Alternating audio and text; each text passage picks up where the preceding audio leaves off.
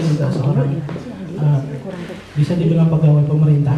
Jadi saya ini seorang diplomat, diplomat yang di Kementerian Luar Negeri. Tapi selain itu saya juga punya usaha. Ini mungkin saya bisa sharing sedikit tentang usaha saya.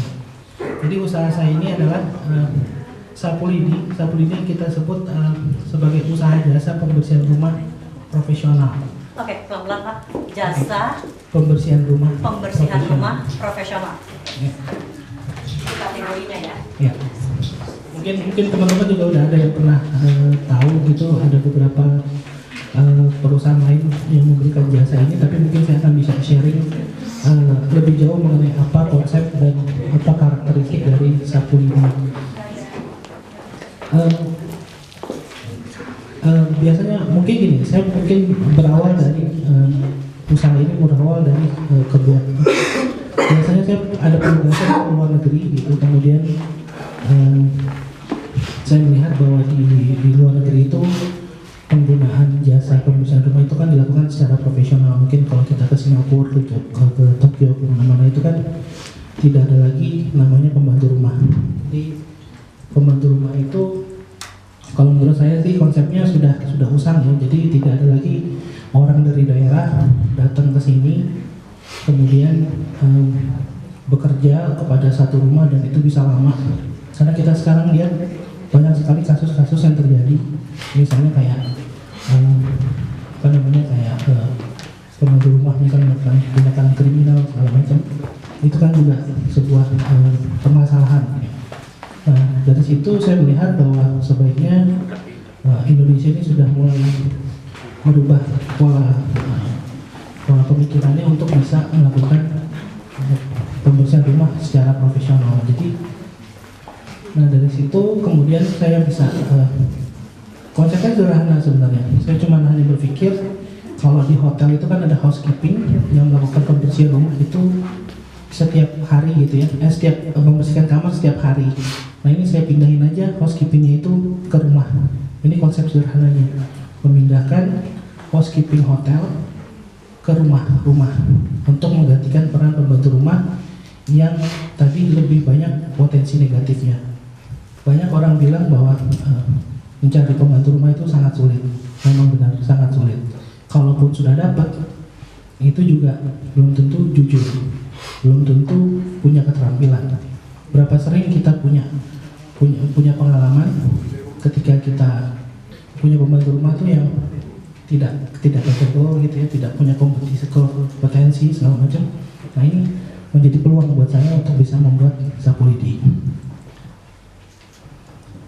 Nah kemudian pada tahun 2014 saya cuma berpikir untuk bisa membuat sebuah usaha kecil.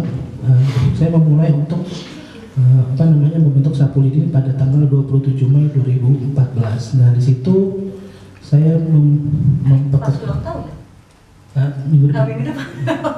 Jadi kita mempekerjakan itu awalnya baru 4 orang. Jadi memang sistemnya bukan, kalau teman-teman tahu mungkin kayak ada GoClean gitu ya. Ini saya lebih dulu daripada GoClean dan sistemnya juga berbeda. Kalau GoClean itu dia sebuah perusahaan IT, kemudian dia meng-hire pekerja untuk bisa memberikan suplai jasa kepada rumah-rumah. Nah kalau saya terbalik, saya adalah perusahaan jasa yang menggunakan IT. Saya adalah perusahaan jasa yang mempekerjakan orang, kemudian saya memberikan suplai jasa kepada klien-klien. Jadi ini mungkin perbedaannya, nanti bisa kita dalami lebih jauh. Sampai sekarang alhamdulillah mungkin saya sudah punya 20 karyawan. Dan ini memang saya dasarnya memang kita berada di Jakarta Selatan, di Depok dan Jakarta Selatan, tapi sudah sampai juga di Serpong sampai di BSD. Dan ini kita akan terus mengembangkan dan juga sekarang sudah mulai melakukan suplai jasa untuk yang lainnya juga, karena setelah kita bisa dipercaya selain membersihkan rumahnya juga sekarang ada untuk pembersihan misalnya perawatan AC, perawatan taman gitu. Taman juga. Itu juga pokoknya semua jasa yang kita butuhkan di rumah itu kita sedang berusaha untuk bisa memberikan pelayanannya. Jadi kalau orang mencari barang itu dalam pikiran saya ini, ketika orang cari barang itu mungkin dia bisa pergi ke mana, ke Carrefour atau segala macam. Kalau mau cari barang perabotan bisa ke IKEA. Tapi kalau cari jasa, nah ini kita belum punya. Gitu. Kita belum punya satu tempat, satu usaha jasa yang bisa mensuplai segala jenis jasa. Jadi ini sebenarnya konsep kedepannya untuk Sapu Lidi. Mungkin itu Oke. Ya, baik Pak Rizal, terima kasih untuk pengenalannya sehingga mungkin bisa dijelaskan sekarang target marketnya dan nanti baru ke kompetitornya sebelum tadi kan historinya nih ya, sebelum kita buka tanya jawab dengan rekan-rekan, silakan. Untuk target market ini memang kita udah ketahuan biasanya kita menengah ke atas dan yang cuman uniknya bahwa beberapa klien saya itu lebih banyak itu justru punya pembantu rumah. Jadi kalau mungkin kita berpikir ini saya adalah sebagai pengganti peran pembantu rumah, tetapi ternyata klien-klien saya kan semuanya punya pembantu rumah, bisa 2, 3 gitu.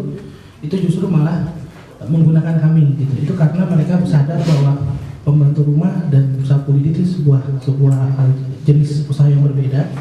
Mungkin biasa pembantu rumah untuk bisa bantu masak segala macam, tapi kalau Sapu Lidi khusus untuk membersihkan rumah. Secara mungkin bisa juga dianalogikan sebagai misalnya kalau mobil itu kan ada cuci mobil, ada salon mobil. Kalau saya ini adalah salon rumahnya. Jadi kalau pembantu rumah itu biasanya nyapu, ngepel standar gitu.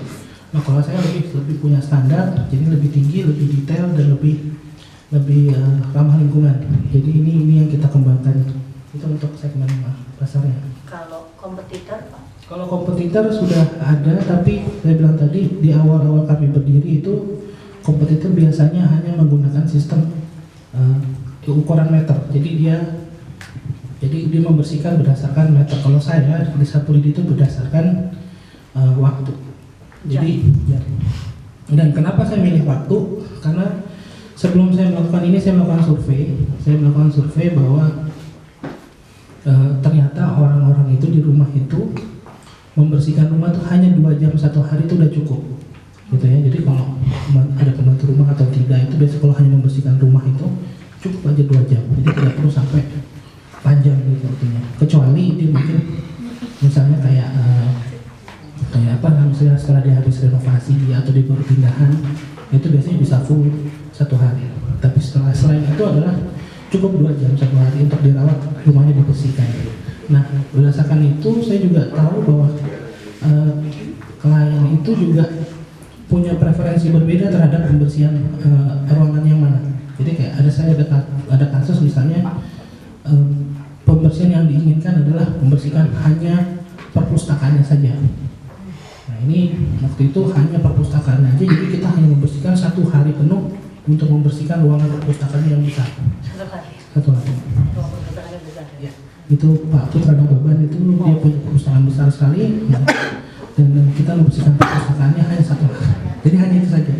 Kemudian kalau di rumah biasanya yang keluarga baru itu kan pengen kamar anak itu bersih. Jadi hanya difokuskan ke ruangan anak supaya dia bebas alergi, debu segala macam.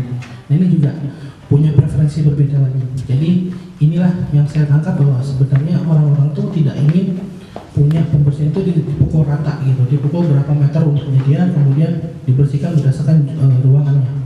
Tidak juga. Jadi saya berpikir lebih baik kita bertanya dulu ke klien apa saja sih yang diprioritaskan. Nah kemudian nanti dia bisa kita bersihkan sesuai dengan prioritasnya dia.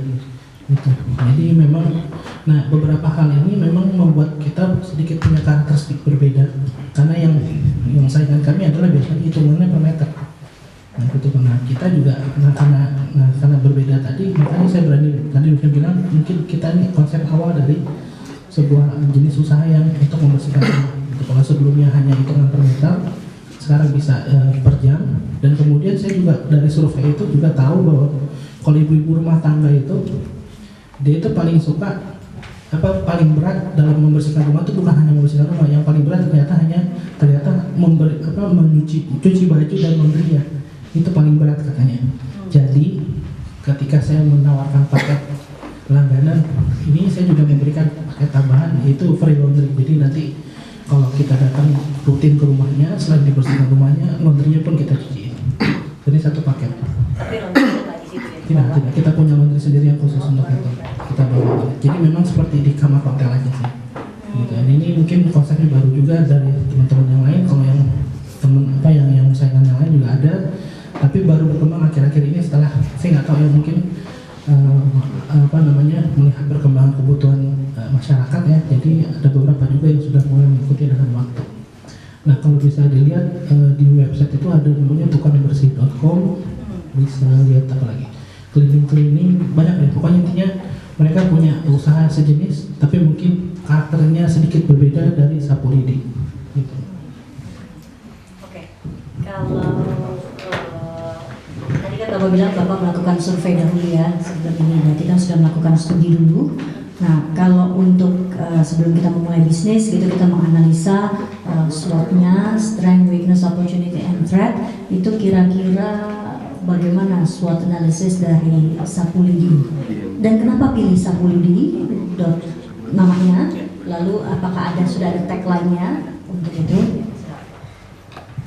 Kalau analisa SWOT-nya memang kita tadi melihat kalau dalam mulai bisnis kita saya selalu berusaha untuk berpikir tentang bagaimana kita mengetahui kondisi medan. Jadi ini mungkin kalau ada teman-teman tahu tentang istilah The Art of War dari bukunya Sun Tzu, itu adalah tentang bagaimana kita bisa mengikuti, bisa mengetahui kondisi kita, kondisi lawan, kondisi lingkungan. Nah, ini kita sudah lakukan. Jadi waktu itu perusahaan jasa ini memang masih jarang. Kemudian juga kelemahan-kelemahan tadi saya bilang, kelemahan mereka hanya mengukur waktu. Kemudian kelemahan-kelemahan mereka terhadap kualitas pembersihan juga standarnya itu juga belum ada. Jadi hal seperti itu kita kembangkan sampai saat ini, bahwa kita terus meningkatkan kualitas, meningkatkan pelayanan sehingga kita bisa memberikan sebuah layanan jasa yang komplit dan juga lebih advance dari beberapa saingan kita tadi. Jadi memang SWOT itu sudah kita lakukan dan hasilnya memang ya sampai saat ini ya, makanya saya juga mungkin ukurannya adalah Ferdi, kemudian Abian dan dia Dimas. Udah. Thank you. Silakan Ferdi, berdiri, sebutkan nama and then the question. Halo, saya Ferdio dari IMC 2014. Saya udah lihat tukangbersih.com. Dia kayak sebenarnya bingungnya dari sistem pembayarannya sih. Jadi kalau di sini dilihat sih dia yang tadi seperti Bapak bilang kayak per meter atau per size. Kalau mungkin Bapak kan lebih ke ruangan apa atau bagian apa gitu. Boleh dijelasin nggak sih sistem pembayarannya atau pembagian harganya gimana gitu? Oke, kita kumpulin dulu ya. 3. Abian. Nama saya Muhammad Abian Abel, saya juga sama dari IMC 2014. Yang saya mau tanyain itu, misalnya dari pihak sapu lidi ini, misalnya anggotanya lagi membersihkan rumah, terus misalnya bersihin lampu atau gimana, salah satu karyawan sapu lidi ini memecahkan lampu atau memecahkan vas atau gimana, itu dari pihak sapu lidi ada garansinya atau enggak, atau gimana? Itu mohon penjelasannya. Sebut Abian. Regita. Saya Regita mau nanya tujuan akhir dari ini itu apa, sama dan berapa lama mencapai target-targetnya? Target dari itunya. Target, maksudnya target sejak pertama kali usaha ini Iya. didirikan, which is baru 2 tahun ya, 2014. Oke. Target dari 2014. Lalu yang Abian saya tambahkan tadi untuk masalah keamanan ya Pak ya. Keamanan itu gimana jaminannya, karena kan seperti yang tadi Bapak bilang ya, karyawan ini bagaimana. yang pertama tadi bicara tentang paket pembayaran dibandingkan dengan tukang bersih yang lain. Jadi memang paket ini sebenarnya bisa customize, tapi saya tetap dari awal berdiri hanya 2 paket. Jadi supaya simpel sebenarnya. Kadang-kadang orang ketika membuka website atau kemudian pengen tahu mengenai apa saja yang bisa dibersihkan atau segala macam, itu malah jadi berumit ketika kita menawarkan misalnya per jam segala macam itu kalau yang tukang bersih. Kalau saya hanya cuma 3 macam, artinya ada yang sekali datang dan ada yang berlangganan. Jadi kalau sekali datang itu biasanya itu yang cocok untuk tadi saya bilang untuk renovasi rumah atau untuk pindah-pindahan kos, pindah-pindah rumah itu bisa membersihkan untuk sekali datang saja. Kemudian yang berlangganan itu kayak di hotel, jadi kita bisa datang regularly untuk supaya nanti bisa melakukan pelayanannya ini hanya segitu. Jadi kalau pembayaran biasanya bisa langsung melalui ke manajemen kita. Jadi hanya setelah kita setelah kita lakukan pembersihan, bayarnya di belakang biasanya kita pembayaran. Nah, terkait juga dengan pembayarannya sesudah jasa dilakukan. Cash, kredit, debit, kredit. Tapi kalau untuk ini juga terkait dengan pertanyaan yang kedua terkait keamanan, ini paket pelangganan kita itu juga kita menggunakan istilahnya kita pakai surat kontrak. Jadi walaupun misalnya dia setuju untuk melakukan misalnya mengambil paket satu bulan, itu kita pakai kontrak dalam arti dalam itu ada jelas disebutkan bahwa kalau terjadi kerusakan segala macam itu yang terbukti bahwa itu dilakukan oleh tim kita akan ganti. Beberapa ini memang lebih menjamin ya keamanan dan kenyamanan klien dan kita juga, karena saya juga nggak bisa pungkiri bahwa misalnya ada juga klien-klien yang nakal gitu, misalnya dia punya perabotan yang sudah rapuh segala macam, nanti dia bisa klaim ke kita kalau ternyata kita bersihin malah rusak. Nah ini supaya menjamin keamanan dan kenyamanan dan sapu lidi juga, itu makanya kita pakai namanya surat kontrak setiap bulannya, ini untuk aman. Jadi gitu. Kalau ada kerusakan untuk kita ganti, tapi terbukti bahwa itu dilakukan oleh kita. Kerusakan atau kehilangan? Ya, kehilangan. Sampai sekarang belum pernah hilang. Tapi ya nggak apa-apa, tapi mudah-mudahan sih tidak. Jadi karena tadi ada kontraknya dan kita kalau selalu menekankan kepada karyawan bahwa kita memang inilah namanya jasa, kejujuran itu harus penting banget. Jadi tadi saya juga sempat cerita ke Bu Karli kalau misalnya ada karyawan saya itu datang ke rumah itu pertama kali itu dicemberutin, wajar karena dia baru kenal segala macam kan, belum tahu sistem. Datang kali kedua dikasih minum lumayan, datang kali ketiga dikasih makan, jadi makan siang segala macam. Kali keempat dikasih kuncinya saja. Jadi ini saking percayanya mau bertumbuh kepercayaan mereka. Jadi memang kita berusaha terus untuk memperjuangkan kepercayaan. Ini konsep kami juga bahwa untuk bisa masuk ke rumah orang itu nggak sulit, nggak mudah. Jadi kita perlu memperjuangkan ya tadi dengan cara melakukan sebuah pelayanan yang baik, yang jujur dan bisa terpercaya. Jadi itu mungkin jawaban nomor 2 sekaligus ya. Kalau target sebenarnya awalnya tujuannya seperti saya bilang tadi, saya pengen ini kayak sebuah toko jasa gitu ya. Jadi semua jasa kita kembangkan, tapi dari sekian jasa yang ada ini saya lebih memilih untuk memberikan jasa pelayanan rumah, pembersihan rumah. Kenapa? Karena ketika tadi saya bilang ketika kita bisa masuk ke rumah orang, udah bisa dipercaya orang, itu menawarkan jasa yang lain itu lebih mudah. Gitu. Kalau kita tadi awalnya misalnya hanya membersihkan penawaran pembersihan AC gitu, kan nanti Bu mau nggak dibersihin rumahnya sekalian, padahal di tukang AC. Ini kan agak berbeda. Tapi kalau dibalik, kalau kita udah bisa membersihkan rumahnya, kita menawarkan AC, menawarkan taman, sekarang sih udah banyak yang mulai menawarkan itu. Jadi itu konsepnya dulu awalnya begitu, dan kita sekarang masih tahap terus berkembang. Pelayanan housekeeping ini tetap ada, tapi sekarang kita udah mulai berkembang untuk bisa juga membersihkan kantor, merawat AC, taman segala macam. Kita akan berkembang ke arah sana sebenarnya.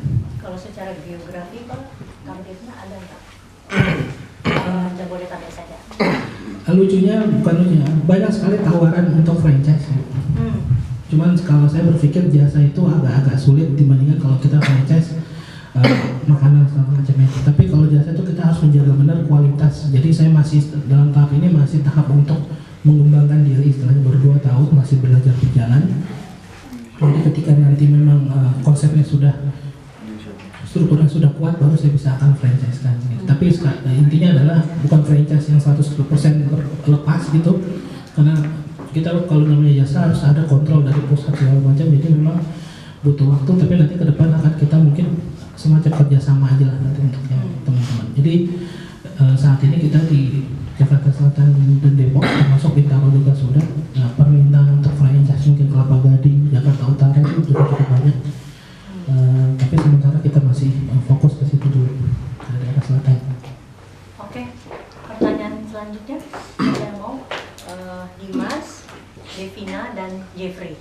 Silakan langsung berdiri aja dan nama saya Dimas, AMC 2014. Sekarang ini kan udah banyak nih yang macam tukang bersih.com, bersihrapi.com yang sejenis dengan sapu lidi. Nah, saya tuh pengen tahu dari segi marketingnya tuh gimana sih cara Sapulidi menciptakan brand awareness yang bisa bersaing dengan brand-brand lain? Ada nggak sih campaign atau strategi khusus yang dilakuin? Terima kasih.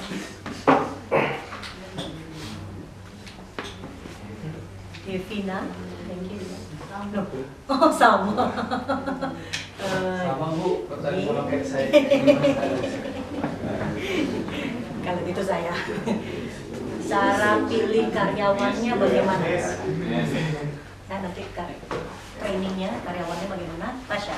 Saya Tasya dari IMC 2014. Saya mau nanya struktur organisasi pada Sapulidi itu seperti apa? Dan berapa karyawan yang bekerja untuk Sapulidi, dan apakah setiap satu orang yang datang ke suatu tempat itu saya sehari sekali atau dia setiap sehari misalnya 2 kali, 3 kali? Terima kasih.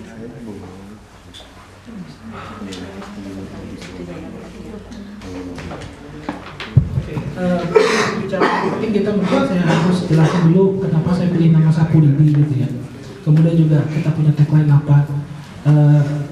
Pertama adalah kenapa saya pilih Sapulidi. Saya sebenarnya bukan hanya pilih nama yang cocok dengan usaha kebersihan, tapi Sapulidi sebenarnya kan punya filosofis. Jadi filosofi Sapulidi adalah bagaimana lidi-lidi itu bersatu kemudian diikat dalam sebuah ikatan. Nah, ini filosofis ini saya terapkan di perusahaan, di mana teman-teman di perusahaan itu harus menjadi lidi-lidi yang sama panjang. Jadi lidi-lidi itu kalau dia lebih panjang satu atau lebih pendek itu nanti kebersihannya tidak efektif, tidak efisien. Jadi dia harus sama panjang. Dalam arti apa? Dalam arti mereka harus punya satu peran yang sama. Ini konsep bahwa mereka itu, mau mereka yang ada di lapangan maupun mereka yang ada di kantor, itu merupakan satu kesatuan yang punya peran sama pentingnya semua. Jadi saya pun punya sama peran penting, teman-teman di lapangan itu juga punya peran yang sama dengan saya. Jadi ini konsep Sapulidi sebenarnya, konsep filosofis bahwa semua ini harus bekerja dalam sebuah tim. Ini kenapa saya pilih Sapulidi, yang kebetulan cocok dengan usaha kebersihan. Gitu. Jadi itu akhirnya saya pilih Sapulidi. Itu alasannya. Yang kedua adalah saya juga punya tagline. Tagline itu stay spotless, mungkin bisa itu sebenarnya cuma dulu berpikir bahwa kalau Apple itu kan dia punya think different gitu ya. Nah, itu kan seperti saya harus berpikir tentang satu tagline yang 2 kata singkat tapi punya arti. Nah, stay spotless juga begitu. Jadi kalau saya selalu menyebutnya bahwa ini adalah manusia itu kan hidupnya kan dilahirkannya suci gitu ya, jadi tanpa dosa segala macam. Tapi berarti dalam kehidupan dia harus juga tetap bersih.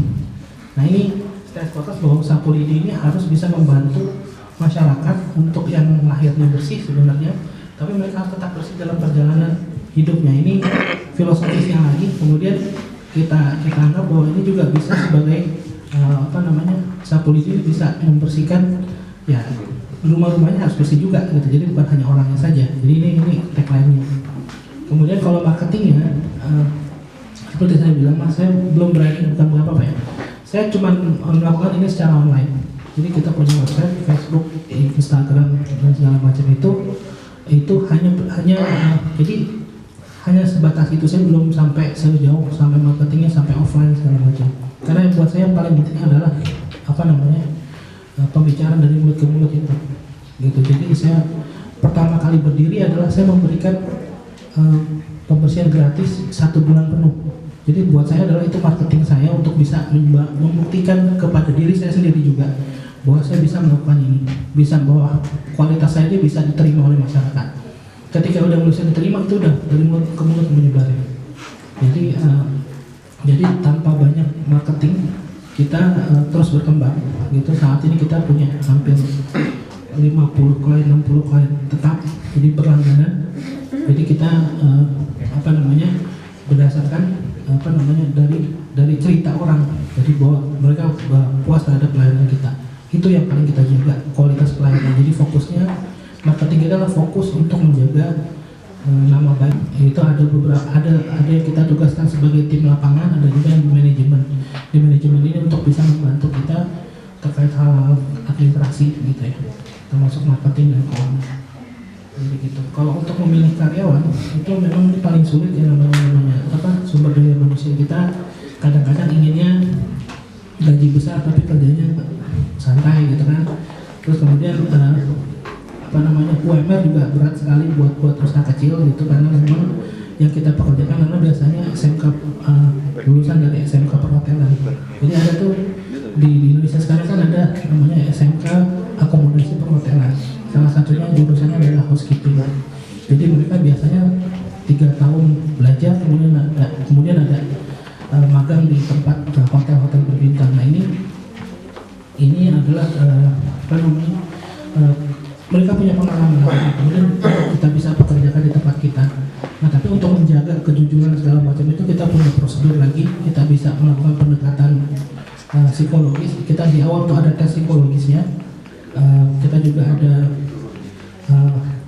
review selama setiap bulan, ada tahap-tahapannya kita, karena kita nggak ujuk-ujuk terima orang kemudian kerja sama kita terus kita serahkan kita berikan tanggung jawab untuk membersihkan rumah orang. Itu juga tidak, kita bertahap. Jadi ada masa training, masa percobaan segala macam. Jadi ini untuk bisa menjaga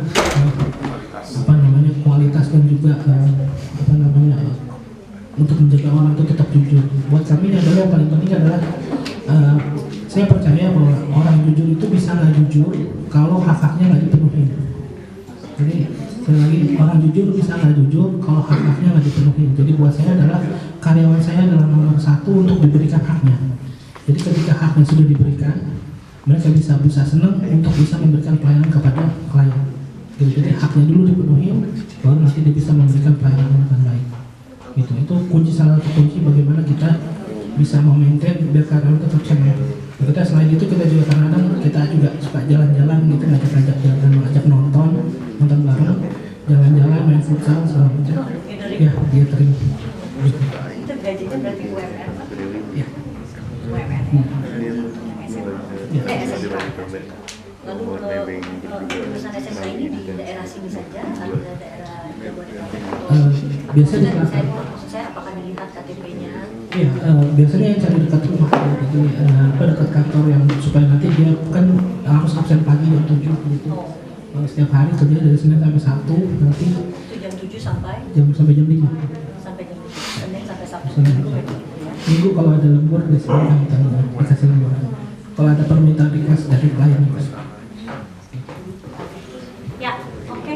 Next questions. Ada lagi mungkin? Rahel, kemudian Edu, Kezia dulu ya. Jadi kalau ini baru Kezia. Rahel. Saya Rahel, saya mau nanya, ini kan sistemnya itu per jam ya tadi dibilang, dan kita tuh tahu kan, ini tuh saya mau nanya ada minimum price-nya nggak gitu, sama yang kedua itu kan setiap orang tuh dari pekerja itu kan skillnya tuh berbeda, ada yang cepetnya lebih cepat gitu, ada yang lebih lama. Sementara kalau misalnya dari orang ngebut-ngebut kan ada yang bilang kok ini rumah saya lebih besar tapi yang ini waktunya sama yang lebih kecil. Nah kira-kira itu gimana gitu? Atau kita boleh pilih pekerja juga gitu?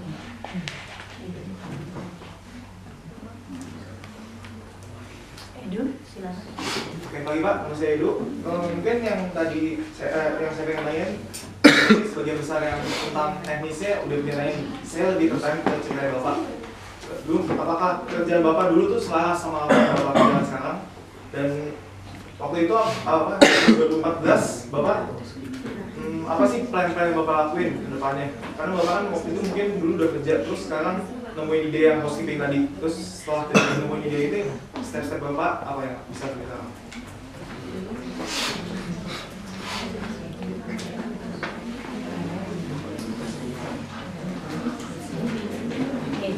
Saya Desya dari IMC 2014. Saya lebih mau tanya ke masa yang akan datangnya sih, Bapak kira-kira udah ada belum inovasi-inovasi yang bakal dilakuin ke depannya? Jadi kayak apa aja inovasi yang bakal dikembangkan dari Sapulidi ini?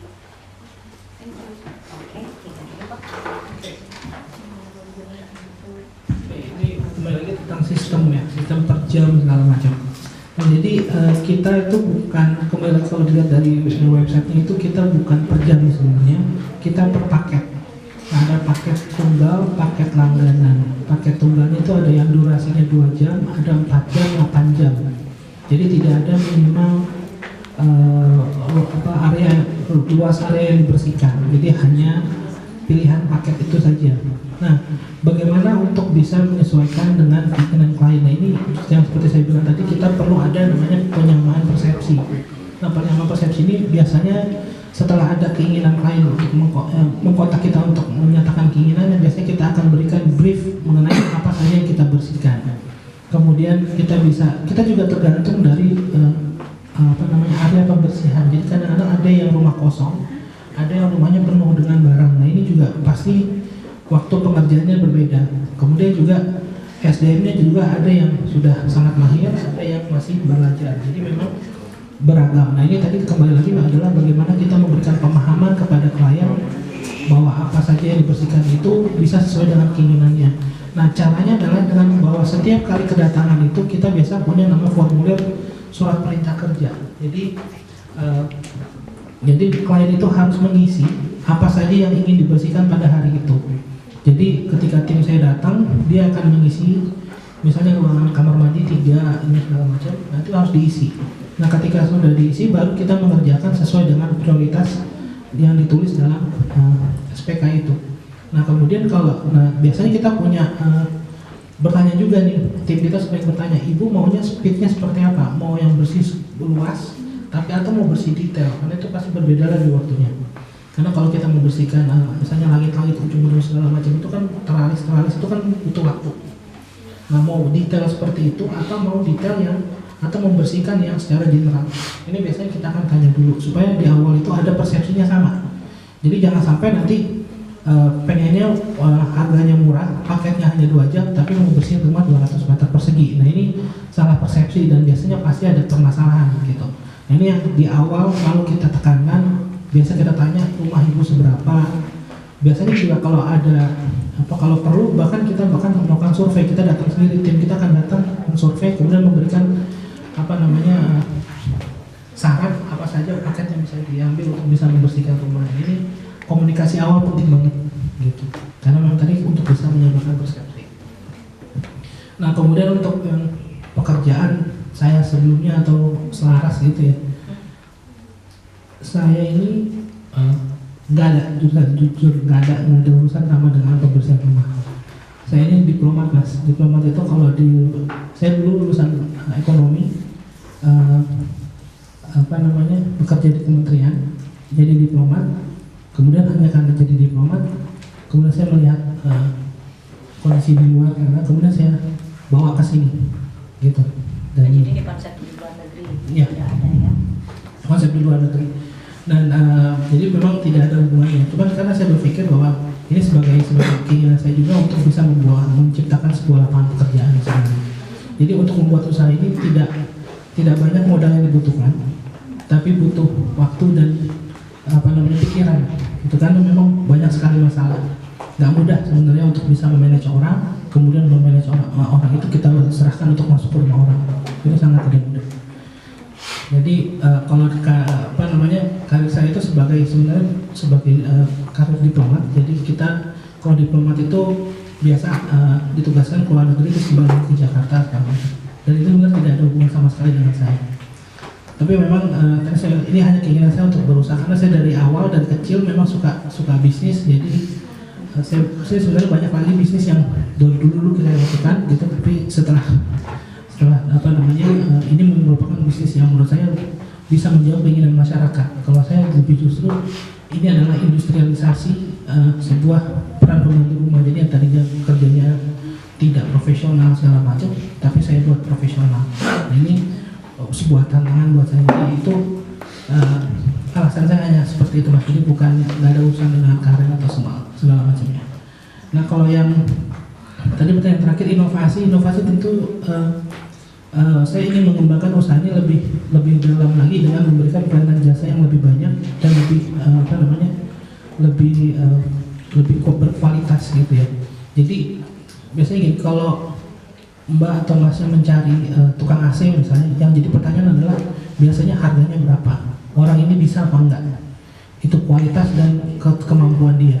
Nah, kalau kualitas itu bisa kita jelaskan di awal harganya itu dengan jelas di depan gitu. Jadi tidak ada lagi harga-harga yang siluman segala macam, tiba-tiba mikir cuma ganti freon tapi tiba-tiba harus ganti AC-nya.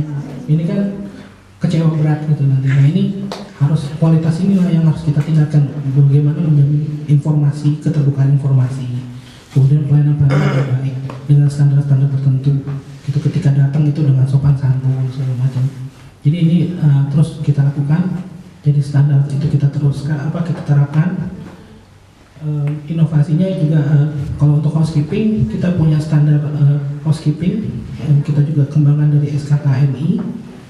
Kemudian juga untuk kita teman-teman karyawan itu kita latih untuk berbicara, karena komunikasi ini penting banget dengan klien. Saking pentingnya itu karena kadang-kadang klien itu macam-macam, jadi ada yang diem, ada yang galak, ada yang muda, ada yang tua itu, tapi komunikasi itu paling penting. Tapi ketika itu sudah terjalin, itu tadi sudah teman-teman tuh ada aja tuh yang dikasih makan gitu kan, bahkan kalau datang itu malah main sama anaknya gitu. Jadi itu udah jadi kayak kerja sambil nyapu tapi sambil gendong anaknya gitu. Jadi ini komunikasinya sudah sangat terjalin dengan baik. Jadi sampai akhirnya malah tadi seperti mungkin jadi kesulitan kita untuk, biasanya klien itu minta saksi A ini aja terus gitu. Nah ini kan kita perlu antisipasi juga, karena ada kan kalau dia sakit kalau nggak masuk gitu. Nah kalau rutin biasanya mereka si A ini akan masuk ke rumah datang ke klien itu rutin juga gitu, nggak ganti-ganti. Jadi kita punya jadwal tetap yang tidak berganti-ganti. Kalau mungkin tempat lain kan ada yang ya itu tadi, kalau kayak yang online kan mereka ganti-ganti orang ya. Nah, kalau kita kan tetap orang. Saya sendiri dari IMC 2014. Jadi saya mau nanya nih, kan sejauh ini Sapulidi punya 20 pegawai ya. Nah jadi mau nanya tentang trainingnya aja sih. Trainingnya itu kayak berapa bulan, terus yang training itu siapa? Ya. Saya ada IMC 2014. Jadi mau nanya dari awal Bapak ini mau membangun Sapulidi ini, penetapan tujuan dan objektifnya itu apa itu? Kayak saya ingin tahunya dalam bentuk angka, misalnya dari berapa pegawai yang diinginkan, berapa rumah, misalnya dalam setahun tuh ingin membersihkan berapa rumah gitu. Terus pengen tahu selama ini promosinya ada apa-apa aja gitu. Thank you. Saya Fania dari IMC 2014. Saya mau tanya dong Pak, sebenarnya menurut Bapak apa sih weakness dari perusahaan Bapak ini gitu? Kan pasti ada weakness sama strength-nya ya, pasti. Pas saya mau nanya lagi, pertanyaan saya pada kali ini tentang modal. Tentu salah satu syarat utama untuk kita memulai bisnis itu kan modal.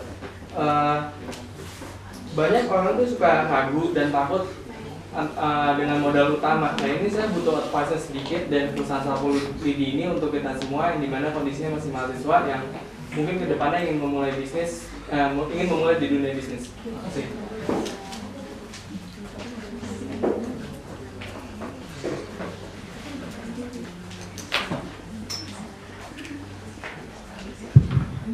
Oke, terima kasih pertanyaannya.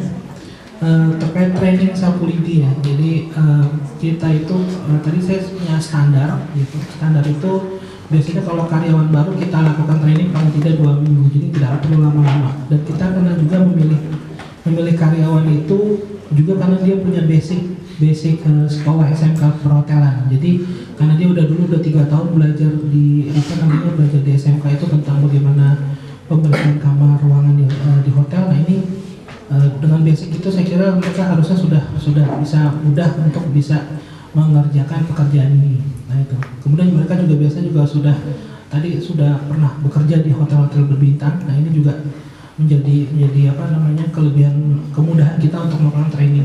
Jadi tidak lama biasanya. Dan ini trainingnya kita lakukan sendiri di karyawan saya itu ada yang lulusan Sahid. Jadi Sahid perhotelan Sahid. Jadi dia yang biasa menangani untuk trainingnya. Jadi khusus untuk kita ajarkan segala macam SOP kita, bagaimana kita mau datang ke rumah itu dengan senyum segala macam. Datang ke rumah bagaimana kita menanyakan dengan klien apa saja yang membersihkan hari itu, kemudian melakukan pembersihan, kemudian juga keluar dari situ juga ada standarnya. Jadi tidak tidak serta-merta dia datang membersihkan pergi, enggak, ada kata-kata yang kita susun sendiri. Kata kalimat-kalimat itu sudah terstandar juga. Jadi itu trainingnya termasuk itu. Jadi tidak hanya kemampuan dia, tapi juga ketika masuk ke dalam rumah pun ada kata-kata kalimat-kalimat yang kita standarkan untuk masuk ke rumah. Gitu. Kemudian kalau penetapan angka tujuan, angka berdasarkan angka, jadi gini. Jadi memang awalnya saya tidak tahu seberapa jauh saya akan punya usaha gitu ya. Tapi angka ini semakin lama semakin besar. Jadi di awal seperti saya bilang ceritanya, dulu saya hanya memberikan pembersihan gratis kepada semua orang yang saya ketemui. Gitu. Di lingkungan rumah aja dulu, lingkungan di daerah. Nah, jadi ketika dengan adanya kita lakukan pembersihan, kemudian kita melakukan itu dengan ambil foto segala macam dan untuk komentarnya itu nanti baru kita masukkan ke website segala macam. Nah, ini kemudian menjadi viral gitu. Kemudian udah mulai banyak akhirnya klien-klien baru yang berdatangan, dan sejak bulan pertama saya bisa bilang bahwa saya itu dalam, kalau bicara tentang keuangan ya, sejak bulan pertama itu saya nggak pernah minus dalam hal dalam membayar gaji karyawan dan juga pendapatan gitu. Dan sejak hari itu, karena memang tapi ini saya lakukan bertahap gitu. Jadi kalau di awal pertama saya cuma punya 4 karyawan, kemudian tumbuh berkembang sampai sekarang. Nah, ini juga kita harus melihat musimnya juga. Kayak musim lebaran ini pasti karyawan saya akan nambah banyak gitu. Ternyata nanti pas akhir lebaran setelah hari raya itu biasanya juga karyawan tuh ada yang berhenti atau mungkin ada yang pindah ke tempat lain. Nah, ini juga bervariasi gitu. Nah, jadi ini yang kita lakukan adalah kita menyesuaikan dengan kondisi. Jadi sejak dan penampilan kita di TV itu juga cukup membantu ya, cukup membantu untuk promosi gitu. Dan sejak saat itu biasanya terus berkembang untuk klien-klien kita terus bertambah sejak ada yang masuk di TV. Dan kalau dibilang angka, kita biasa punya target tambahan 2 karyawan setiap bulan. Setiap bulan itu dalam arti artinya kan berarti ada penambahan klien juga setiap bulan. Itu target kita sampai ke tahun ini kita akan mencoba menambah karyawan itu 2 karyawan setiap bulan. Artinya 1 tim, penambahan 1 tim setiap bulan. Jadi supaya kita bisa terus mengembangkan dan terus berkembang. Jadi dilihatnya dari jumlah karyawannya ya, Mbak? Ya. Jumlah karyawan setiap Karena otomatis dengan 1 tim itu akan ada penambahan omset hampir 10 sampai 15 juta. 1 tim. Jumlah karyawan, omsetnya akan 10 sampai 15 juta per bulan penambahannya. Itu. Jadi kalau promosi, kembali lagi saya promosinya hanya dari mulut ke mulut, dan kalau di media sosial saya cuma pernah sempat lihat, mungkin saya melakukannya di Facebook, saya melakukannya di Instagram, saya melakukannya itu dengan cara yaitu tadi bikin Facebook ad gitu ya segala macam, tapi tidak sering juga gitu, karena saya juga melihat kalau saya melakukan iklan saya cuma takut kliennya terlalu banyak, karena saya butuh waktu untuk bisa men-training orang. Itu juga menjadi permasalahan kita ini kalau bicara tentang kelemahannya juga, bahwa kita ini tidak ketika ada klien baru nambah banyak, kita nggak bisa tiba-tiba memberikan pelayanan itu segera, karena kita masih butuh waktu untuk training orang gitu. Nggak serta-merta kita ambil contoh di pinggir jalan suruh kerja, itu nggak bisa gitu. Jadi kita butuh training, kita butuh membangun kepercayaannya juga. Kita perlu lihat orang ini seperti apa, ada evaluasinya orang ini, kalau dia bisa dipercaya baru kita tugaskan. Kalau training itu berapa lama? Nanti sampai 2 bulan, tapi biasanya juga ada tahapnya. Selain training nanti ada tahap percobaan juga. Percobaan itu bisa sampai 3 bulan. Kita bisa monitor dia beride atau per bulan, tiap minggu apa saja kelemahan dan kekurangannya dia. Jadi ini selalu kita monitor supaya nanti setelah 3 bulan biasanya udah matang dia untuk bisa jadi karyawan yang baik gitu.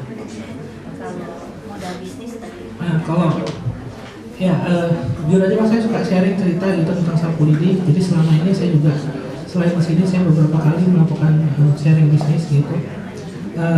Usahanya kalau untuk Sapulidi ini bukan besar, bahkan bisa dibilang sangat kecil gitu ya. Kalau di angka 100 di bawah itu. Kalau punya rumah sendiri di bawah 50 gitu.